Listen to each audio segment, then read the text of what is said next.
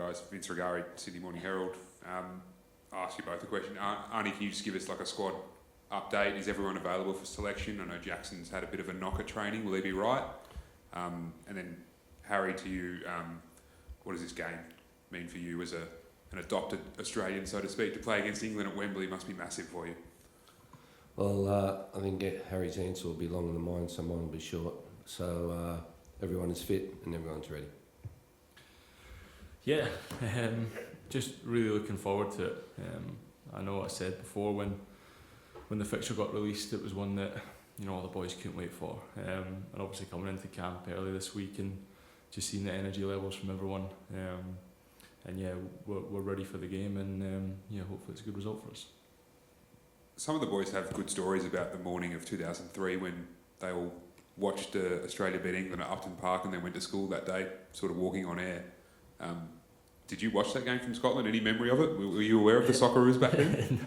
No, I would have been 5, so I don't really remember much from back then. Obviously, it's been mentioned by a few of the older lads in the squad, should we say, and the coaching staff as well. So yeah, we're very aware of it, and yeah, it's one we'll look to draw from inspiration.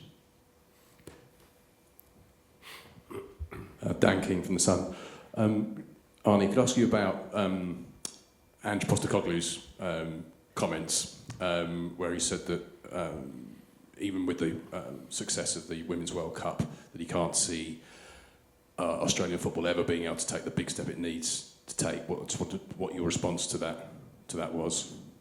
Yeah, look, I think Ange has a point, and but I think we've just got to look at probably the past successes we've had at the Men's World Cup and the Women's World Cup, and really move forward from there. I think if we dwell too long or too much in the past and of how it's been for so many years, that there has to be one point where we say, well, now we move forward. And I think that, there's a lot of work to do, but I do think with the generation of kids that are coming through, we've got some good youngsters coming through that we can reinvigorate the sport. And as a follow-up to that, clearly what the Matildas did at the Women's World Cup inspired, lots of boy players as well as girl players. But would a men's World Cup being hosted in Australia make an appreciable difference? But on the other hand, does 2034 already look like it's sewn up by the Saudis and not worth paying for?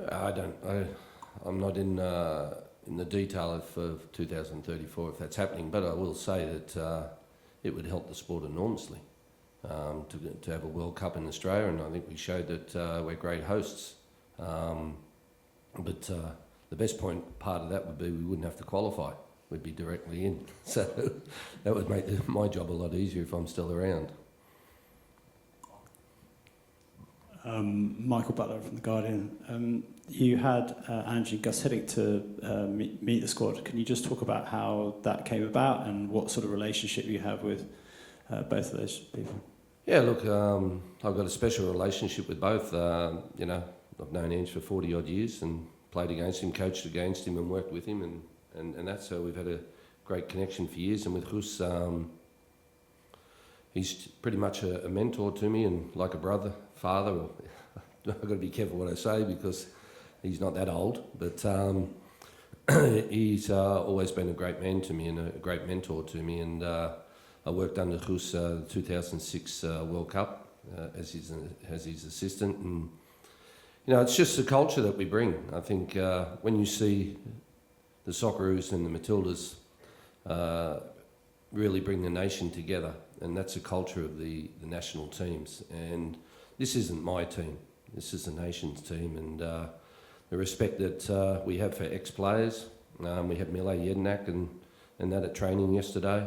Also, as you said, with Ange and Gus coming in, that they're legends of the sport, and they belong so firmly in the Socceroos. And at the end of the day, as I said, it's not my team, and it's it's the boys get inspired by those type of people, and the older generation look back at what Gus did for us, qualifying us for the first time in 32 years, and really changed things for the national teams. We've qualified ever since.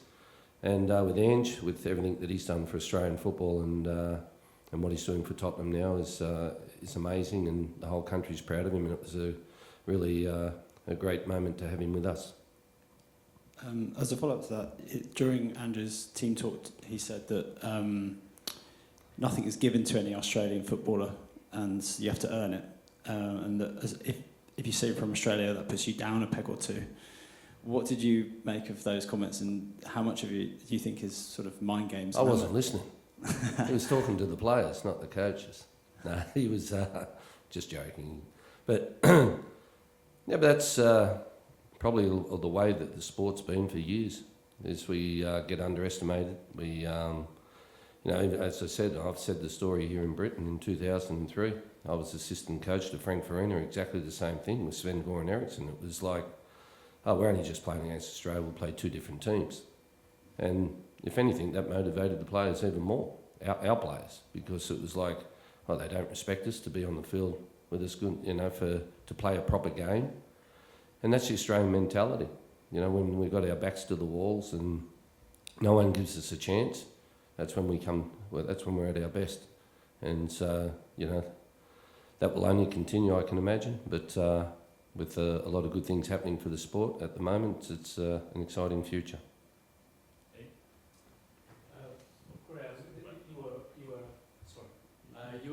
You were a big part of that 2003 triumph. Some great stories from you this week. I was reading in the press about that sort of feeling of disrespect.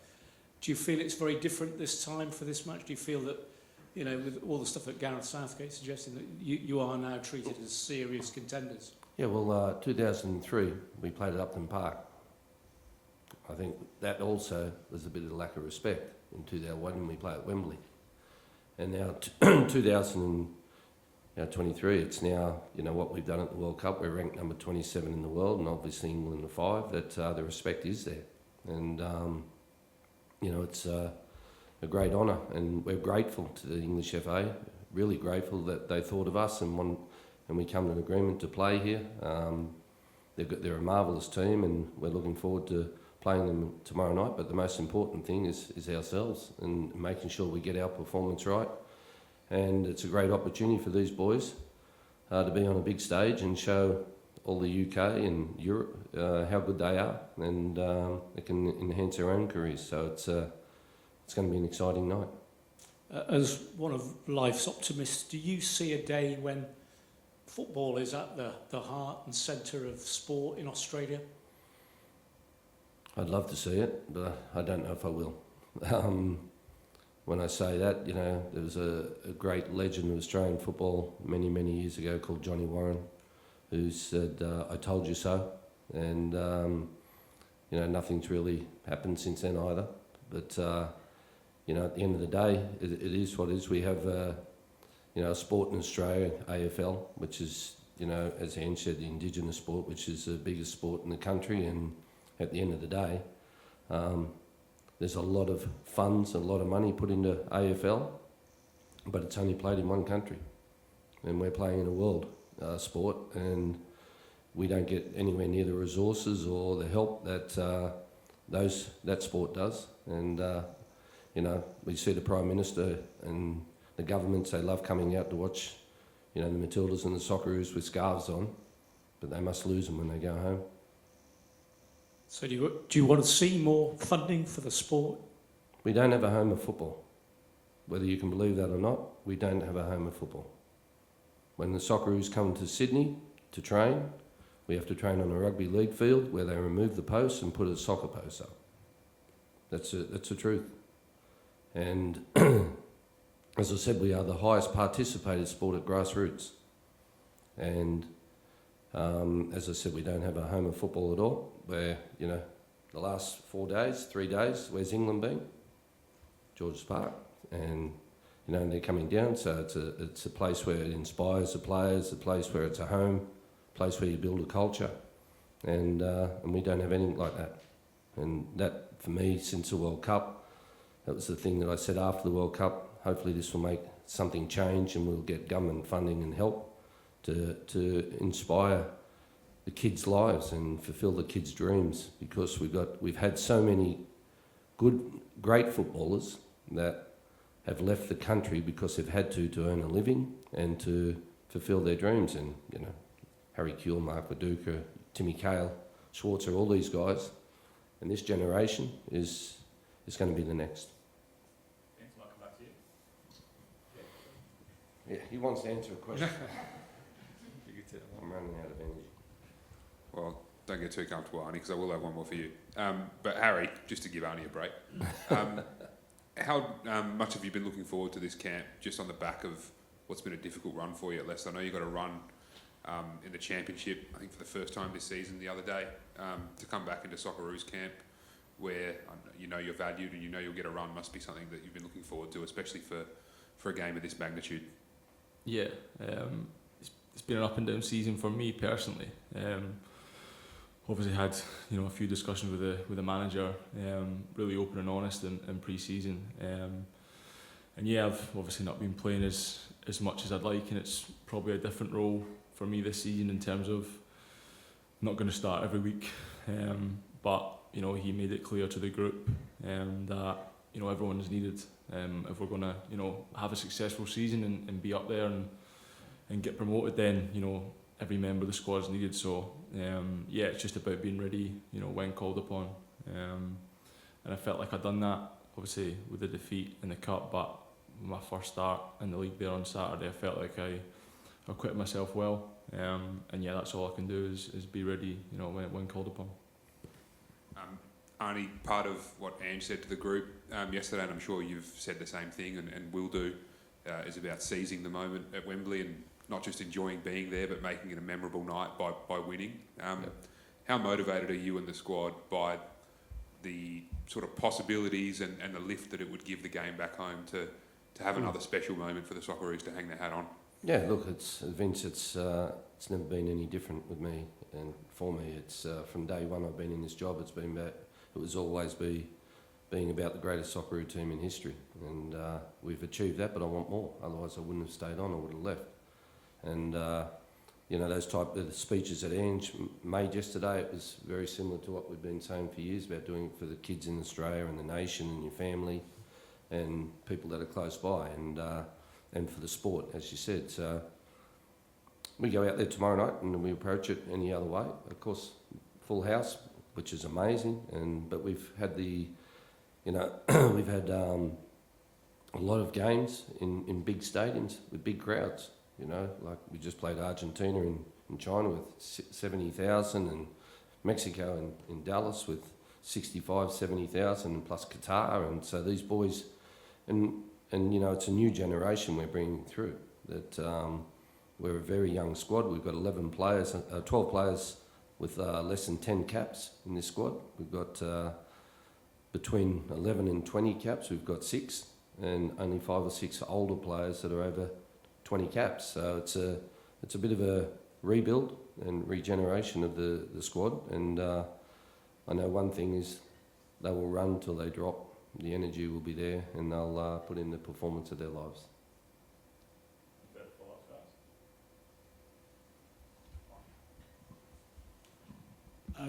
Can I ask what for you would constitute success tomorrow? Win. Yeah. And that's not being arrogant. That's just the mentality we have. Every time we go in the park, we're not going out there to try not to lose, or try to draw. We're going out to win the game. It's the approach we always have. And which part, tactically, do you think would allow you to do that? Is there a part of the England squad or a part of their setup that you're targeting? No, look, I can't tell you that. But, thought I'd try. No, but look, England are a fantastic team, as I said, and Gareth Southgate is a great coach, wonderful man, and I look forward to seeing him tomorrow night. And again, we're very appreciative of the invitation to play here, and we're looking forward to the match. Thank you. Thank you. Just one for Harry. Just Harry, I just wonder whether you see this match tomorrow as a way of reminding people, I'm here still. Since it's easy when you drop down a division, have a poor start to the season or mediocre start to the season, that you drop off the radar a bit. Do you see this as a high-profile opportunity? You could say that, but there's kind of only two people that I need to, you know, let know that I'm here is obviously this man sitting to the left of me and my club manager. You know, they're the ones that are going to pick me and select me. So, yeah, I've just got to kind of do my job as, you know, prepare the same, you know, if I'm, you know, playing or not playing as I do every week, really. And yeah, we'll go from there. And Graham, a word on H. I mean, is he an inspiration to the rest of the squad? 100%. And, you know, when he decided to come and play for Australia with the Olympic team, it was a great moment for myself and Australian football, but he's the Minister of Defence in Australia. Better be anyway. Okay. Lovely. Thanks, guys. Thank you.